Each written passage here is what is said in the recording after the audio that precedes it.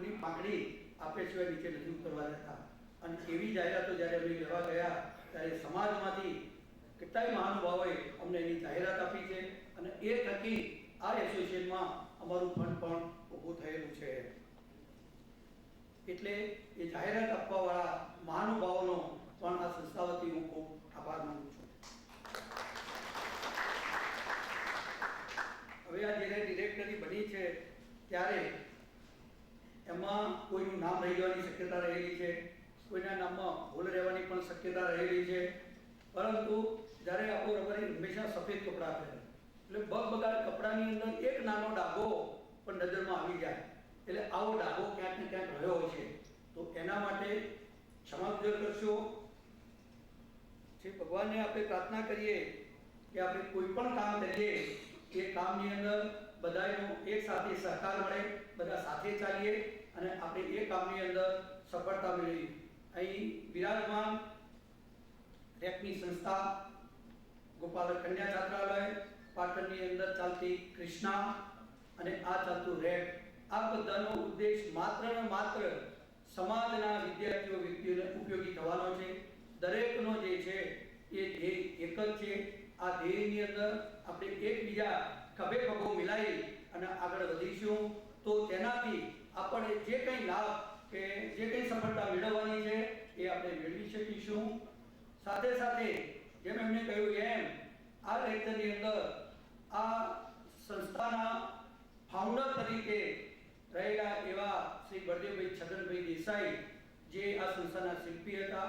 દુઃખ સાથે કહેવું પડે છે કે એમનું અચાનક અવસાન થયું અને જેના કારણે આ સેક્રેટરીનો હોદ્દો મારી જોડે આવ્યો. એ મારા પરમ મિત્ર હતા.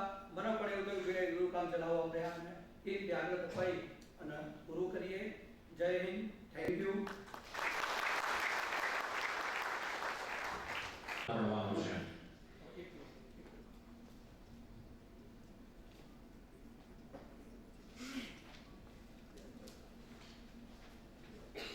પરંતુ એ પહેલા જયેશભાઈ ચાંગોદર અહીંયા ઉપસ્થિત છે. એમનું ખાસ સન્માન હું જીવાભાઈને કહીશ. પ્રમુખ જીવાભાઈ, આપ એમનો સન્માન કરીને આવકારશો.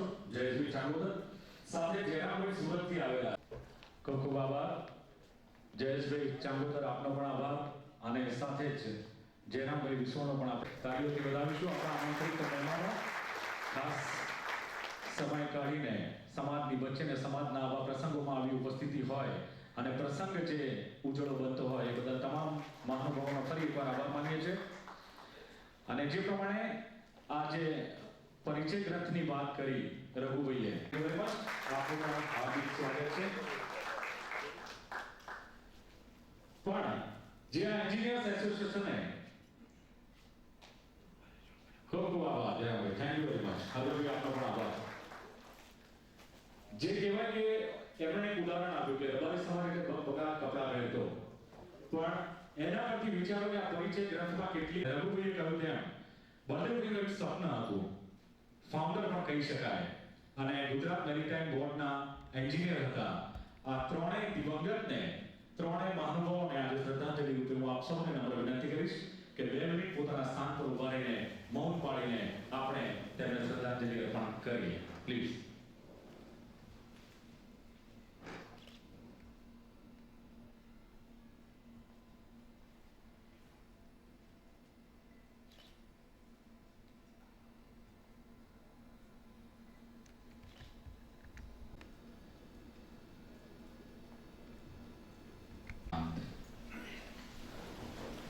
તો મિત્રો, આ પ્રસંગ જ હોય કે જ્યાં આવા મહાનુભાવોની ખોટ ચાલતી હોય અને 2 મિનિટ જેને યાદ કરીને જ્યારે આપણે મૌન પાડીને આ સુચારુ રૂપે અને વ્યવસ્થિત રીતે આ કાર્યક્રમ આગળ વધી રહ્યો છે. હવે જે ખાસ અગત્યની વાત કે જે અમે કહ્યું કે ઇજનેર પરિચય ગ્રંથ આ રબારી એન્જિનિયર એસોસિએશન અમદાવાદ દ્વારા આયોજિત છે. જે ગ્રંથ તૈયાર તમામ મહાનુભાવોને, ફોટોગ્રાફર, વિડીયોગ્રાફર, પ્લીઝ નમ્ર વિનંતી કે આ એક અદ્ભુત પ્રસંગ રબારી એન્જિનિયર એસોસિએશન તાલીઓથી વધાવીશું મિત્રો. ત્યાં એક વિમોચન જે થઈ રહ્યું છે રબારી એન્જિનિયર એસોસિએશન વતી અને ડિરેક્ટરીનું વિમોચન ખૂબ જ ગૌરવની વાત છે. કે આવું એક ગ્રુપ, એન્જિનિયરનું ગ્રુપ અને એમાં પણ આપણે ડિરેક્ટરને આવવા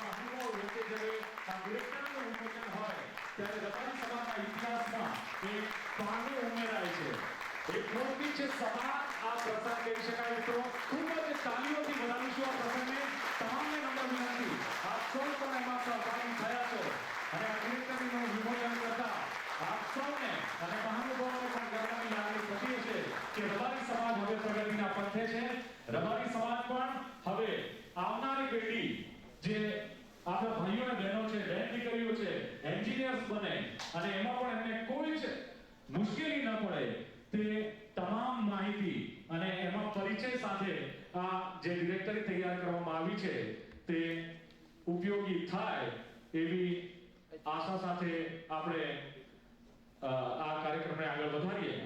તો ખાસ જ્યારે પણ મિત્રો DBIT નડિયાદ અને આ જે વેબસાઇટ છે એનું લોન્ચિંગ આજ રોજ, આજનો દિવસ, રવિવારનો દિવસ અને રબારી એન્જિનિયર્સ એસોસિએશન વતી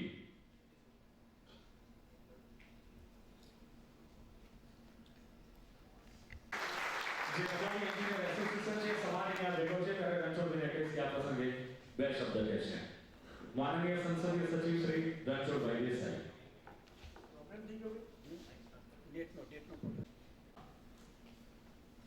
મેટ્રો સિટીમાં સમાજનું બુદ્ધિને ભેગું થયું છે. ભાઈ શ્રી અમૃતભાઈ અને એમની ટીમના અથાગ પ્રયત્નોથી આ કાર્યક્રમ સંપન્ન થયો છે અને એ કાર્યક્રમના આજના અધ્યક્ષ મુરબ્બી શ્રી અલજીભાઈ, એવા બીજા આપણા આગેવાન ભાઈ શ્રી જીવનભાઈ, એવા બીજા આગેવાન ભાઈ શ્રી લલ્લુભાઈ, અમારા ગોપાલન બોર્ડના ચેરમેન ભાઈ શ્રી અજયભાઈ, ભાઈ શ્રી જયરામભાઈ, અન્ય મંચસ્થ ભાઈ શ્રી અમરભાઈની ટીમના સૌ સહયોગી મિત્રો અને આ કાર્યક્રમને શોભાવવા માટે આપ સૌ પણ ખૂબ દૂર દૂરથી અંતરથી આવીને આ કાર્યક્રમનો શોભામાં અભિવૃદ્ધિ કરી છે અને સમાજના ગૌરવને વાગડવા માટેનો અવસર પ્રાપ્ત કર્યો છે. એવા સૌ આમંત્રિત મિત્રોને મિત્રો, હમણાં જ કાર્યક્રમ શરૂ થાય એ પહેલા આપણા ટીવી આર્ટિસ્ટ ભાઈ શ્રી દિલીપભાઈ ખૂબ સારી વાતો, ખૂબ સુંદર માહિતી પણ આપી. સમાજ સમયની સાથે ચાલવા માંડ્યો છે અને જ્યારે સમાજ સમયની સાથે ચાલવા માંડ્યું છે ત્યારે આ પ્રથમ એન્જિનિયરનો કાર્યક્રમ ભાઈ શ્રી અમૃતભાઈએ કર્યો છે ત્યારે અહીંયા ખૂબ ઓછી સંખ્યામાં આગળની વેઢે ગણા એટલા આપણા આગેવાન એન્જિનિયરો છે.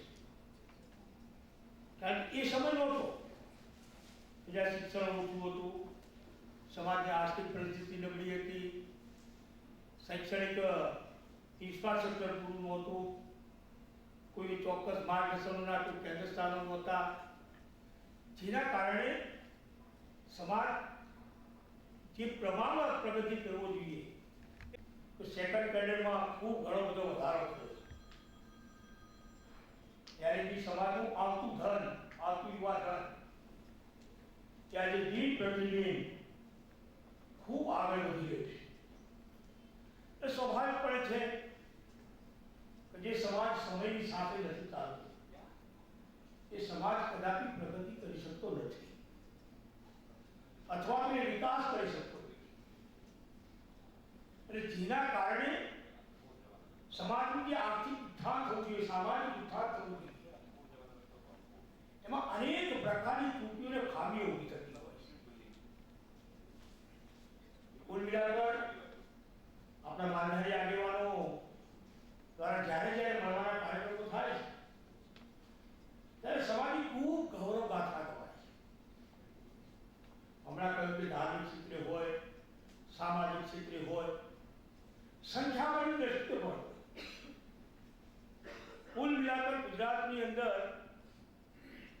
45 લાખ આપણે ભરો નહીં ને માપનો નહીં. અરે ઘણી વખત કોઈ 30 લાખ છે, કોઈ 40 છે, કોઈ 45 એવું વચ્ચે નહોતું.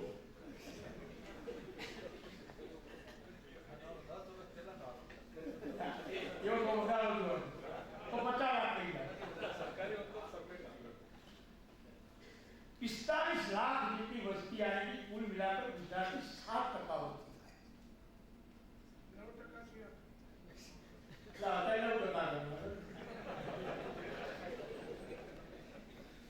આ વસ્તીનું અથવા તો જે સમાજનું સામર્થ્ય જોઈએ એ સામર્થ્ય હજુ આવતા દિવસમાં ખૂબ બળવાન બને એના માટે સમાજના અનેક વિવિધ ક્ષેત્રો પર કામ કરતા એ કોઈ રાજકીય ક્ષેત્ર હોય, ચાહે કોઈ વ્યવસાયિક ક્ષેત્ર હોય, ચાહે કોઈ સામાજિક ક્ષેત્ર હોય, અથવા તો ક્યાંક ને ક્યાંક પોતાનું યોગદાન ક્યાંક ને ક્યાંક જોડતો હોય, આ બધાના સહિયારા વિચારોના મંથનમાંથી, સહિયારા પ્રયત્નોથી આ બધું સામર્થ્યનું એકતા થતી હોય છે. અને એ કરવામાં આજે આપણે ખૂબ આનંદ થાય છે. ગૌરવ લઈ શકીએ, સામાજિક ક્ષેત્રે આપણે ગૌરવ લઈ શકીએ એવા આપણા મહાનુભાવો આપણે બધાને મળતા હોય છે. વ્યવસાયિક ક્ષેત્રે પણ આપણે અનેક એવા આપણા મહાનુભાવો ક્યાંક ને ક્યાંક પોતાનું સ્થાન પ્રાપ્ત કર્યું છે.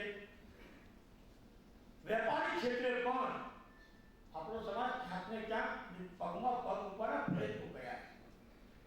અને જેના કારણે આ સંયુક્ત મનોમંથનમાંથી એ એન્જિનિયર એસોસિએશન જેવા વિષયને લઈને ભારતીય અમૃતભાઈની ટીમ લઈને નીકળે, ત્યાં ડોક્ટર એસોસિએશન દ્વારા એ ડોક્ટર મિત્રોની એક ટીમ બને અને એમના દ્વારા આવી રીતના કાર્યક્રમમાં મળીને એમની પણ એક સોવેનિયર પાર પાડીને એ જગતની અંદર ડોક્ટર જગતમાં પણ એક નવો ચીરો ચાકરવાનું કામ એ ડોક્ટર મિત્રો દ્વારા થાય છે. આ પ્રમાણે મહેસૂલ ક્ષેત્રે સરકારમાં નોકરી કરતા નાની મોટા વર્ગમાં, ક્યાંક બીજા વર્ગમાં ત્રીજા વર્ગના કર્મચારીઓ હોય, એવા કર્મચારીઓ પણ એક ચોક્કસ ગઠબંધન સંગઠન એ પણ ગાંધીનગરની અંદર મળે અને એની એક સોવેનિયર બહાર પાડે. આ જે સ્થિતિ દિવસે દિવસે પ્રકાશમાં આવવા માંડી છે, એ સમાજને આવતા દિવસને ઉજાગર કરીને સમાજના સામર્થ્યને મજબૂત કરવાનો અવસર આવા લોકો કરી રહ્યા છે. ત્યારે એવા લોકોને હું લાખ અભિનંદન આપું છું. એમને મિત્રો અનેક વિવિધ ક્ષેત્રોમાં કામ કરવાનું, પણ આપણે એવા સમાજમાંથી આવીએ કે જ્યાં અનેક સમસ્યાઓ, અનેક પડકારો, અનેક ટીકા ટિપ્પણીઓ આ બધામાંથી પસાર થવું પડે છે. જાહેર જીવનમાં કામ કરવું સહેલું છે, પણ સમાજ જીવનની આગેવાની કરવી, કામ કરવું કાંટાળો તાજ છે. અને એ કાંટાળો તાજ પહેરવા માટે આજે સમાજના આવા આગેવાનો જ્યારે સમાજની વચ્ચે નીકળ્યા હોય ત્યારે એમના સામર્થ્યને દિન પ્રતિદિન આપણે બધાએ બુદ્ધિજીવી વર્ગના લોકો જ્યારે મળે છે ત્યારે કેવી રીતના મજબૂત કરવું એ દિશામાં આપણો સૌનો ઐક્ય વિચાર પ્રગટ કરવો જોઈએ અથવા તો એની સાથે જોડાવો. આજે એન્જિનિયર એસોસિએશન દ્વારા જે પરિચય ગ્રંથનું વિમોચન થયું, હું અભિનંદન આપું છું. તમારી બધાની વચ્ચે અને ઘણી બધી વાતો કરવાનો મનની અંદર મથાપણમાં હતી, પણ રૂલિંગ પાર્ટીનો प्रतिनिधि છું. बाबा भैया तो हिंदी बोलना पड़ता है, समय નો પણ અભાવ છે. અને પાટણ મારી પોતાની લોકલ વિધાનસભામાં હમણાં નવી ચૂંટાયેલા સરપંચોનું સન્માનનો કાર્યક્રમ મારા હાથે છે એટલે પાટણ મારે પહોંચવાનું છે. પણ હું સ્પષ્ટ માનું કે સમાજ અને સરકાર ગમે તે હોય, એ કોંગ્રેસની માર્ગીની હોય અથવા તો ભાજપની મારી